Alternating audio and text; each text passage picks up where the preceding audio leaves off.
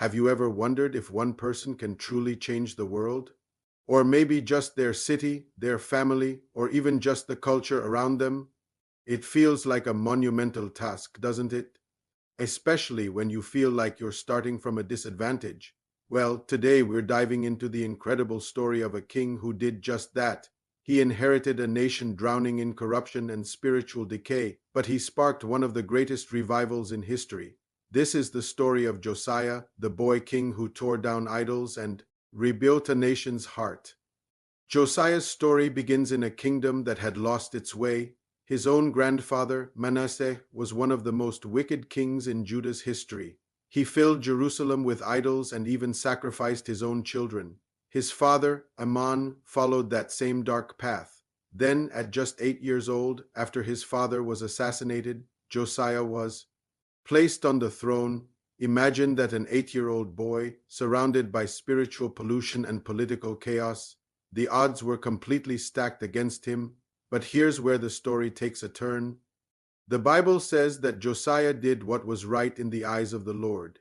He didn't follow the corrupt examples of his father or grandfather. Instead, he looked back to his ancestor, King David. For the first 8 years of his reign, he was likely guided by godly advisors. But at age 16, something personal shifted. He began to actively seek the God of his father David for himself. This wasn't just about ruling a kingdom anymore. It became a personal quest for truth. Then, at age 20, his faith moved from his heart to his hands. He launched a nationwide campaign to cleanse the land. He didn't just issue a decree.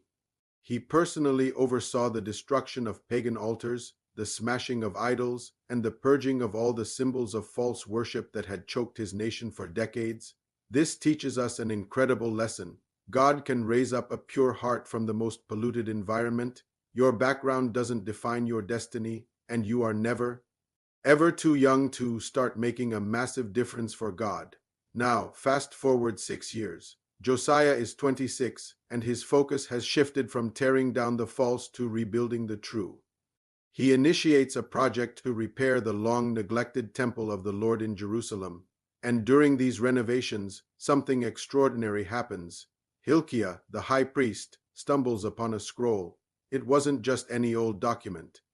It was the book of the law of the Lord. Most scholars believe it was the book of Deuteronomy, which had been lost and forgotten for generations. When the scroll was brought to King Josiah and read aloud, the words hit him like a physical blow. For the first time, he heard the clear commands of God, the blessings for obedience, and the terrifying curses for disobedience. He suddenly saw with horrifying clarity just how far Judah had drifted from God. The Bible says he tore his robes, a profound expression of grief and repentance. He didn't make excuses. He didn't blame his ancestors. He took it personally. Immediately, he sent his officials to a prophetess named Huldah to ask what this meant for them. Huldah confirmed that judgment was indeed coming because of the nation's persistence in. But then she gave a personal word for the king. She said, "Because your heart was tender and you humbled yourself before the Lord, I also have heard you. You shall be gathered to your grave in peace, and your eyes shall not see all the disaster that I will bring upon this place." This is a pivotal moment. Revival doesn't begin with a grand strategy. It begins when the Word of God is rediscovered and a heart becomes tender and humble enough to obey it. The Bible isn't just a history book. It's a mirror that shows us who we are and a roadmap that shows us the way back to God. With the Word of God rediscovered and his own heart broken, Josiah knew that personal repentance wasn't enough. The entire nation needed to be brought back to God. So he did something radical. He gathered everyone, from the greatest to the least, at the temple in Jerusalem, and there he stood before them and read the entire book of the covenant aloud so that every single person could hear the words that had changed his life.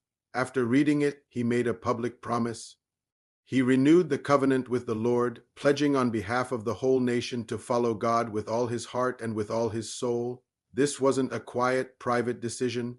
It was a bold public declaration that would set the course for the entire kingdom, and he immediately backed up his words with action. He launched a second, even more thorough cleansing of the land. He removed every last trace of idol worship from the temple. He deposed the pagan priests. He went to the high places, the hilltop shrines to false gods, and destroyed them. He even traveled to Bethel, the historic center of idol worship in the northern kingdom, and defiled the altar there by burning human bones on it. Incredibly, this act fulfilled a specific prophecy that was made over 300 years earlier by a man of God to the wicked King Jeroboam. Think about that, a 300-year-old prophecy, fulfilled in perfect detail. This shows us that true repentance isn't passive. It's not a whisper. It's an action. It's messy, it's costly, and it requires bold courage to tear down the things that stand against God in our lives and in our culture. But revival isn't just about removing the bad. It's about restoring the good. It's about returning to the heart of true worship. After cleansing the land, Josiah made another monumental announcement. They were going to celebrate the Passover. Now, the Passover was the foundational festival for Israel. It commemorated their deliverance from slavery in Egypt the moment God redeemed them and made them his people. But it hadn't been celebrated properly for a very, very long time. Josiah made sure this Passover was different. He organized it with meticulous care, following the instructions written in the newly found book of the law. The Bible makes a stunning statement about this event. No Passover like it had been kept in Israel since the days of Samuel the prophet. Not since the time of David or Solomon had there been a celebration with such national unity and heartfelt devotion. By reinstating the Passover, Josiah was doing more than just reviving an old ritual. He was leading his people back to the very foundation of their faith, redemption. He was reminding them that their relationship with God was based on his saving grace. And for us today, this points directly to Jesus. The Passover lamb was a foreshadowing of Christ, the true Lamb of God, who takes away the sin of the world. True revival always leads us back to the cross. It's not just about stopping sin. It's about running back to the Savior. Josiah's reign was a whirlwind of righteous zeal and incredible reformation. He stands as one of the greatest kings in Judah's history, but his story ends with a sudden and tragic twist. After years of peace and blessing, Pharaoh Necho of Egypt was marching his army north to assist the Assyrians. For reasons not entirely clear, Josiah decided he had to intercept and stop him at Megiddo. Pharaoh Necho sent messengers to Josiah saying, "My fight is not with you. God has told me to hurry. Stop opposing God who is with me, or he will destroy you." But Josiah, perhaps filled with a zeal that outpaced his wisdom, disguised himself and went into battle anyway. The text doesn't say God commanded him to fight. It seems to have been his own decision. And in that battle, he was struck by Egyptian archers and mortally wounded. He was brought back to Jerusalem, where he died at just 39 years old. The entire nation mourned him deeply. The prophet Jeremiah even wrote laments for him. It's a heartbreaking end for such a godly man. What can we learn from this? It is a sobering reminder that even the greatest leaders can make missteps when their zeal outruns their obedience. It is a powerful lesson to always listen for God's specific direction before we charge ahead, even with the best of intentions. So, what is the legacy of King Josiah?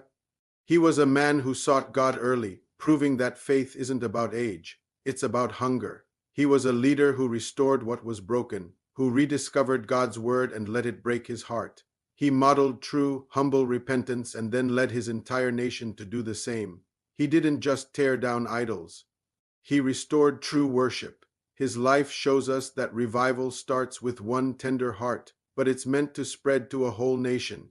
Even his tragic end teaches us something valuable. He died fighting for what he believed in, not compromising his convictions. Josiah's story is a powerful call to every one of us. It asks, will you be content with the spiritual decay around you, or will you, like Josiah, pick up God's word, let it change you, and then have the courage to change the world?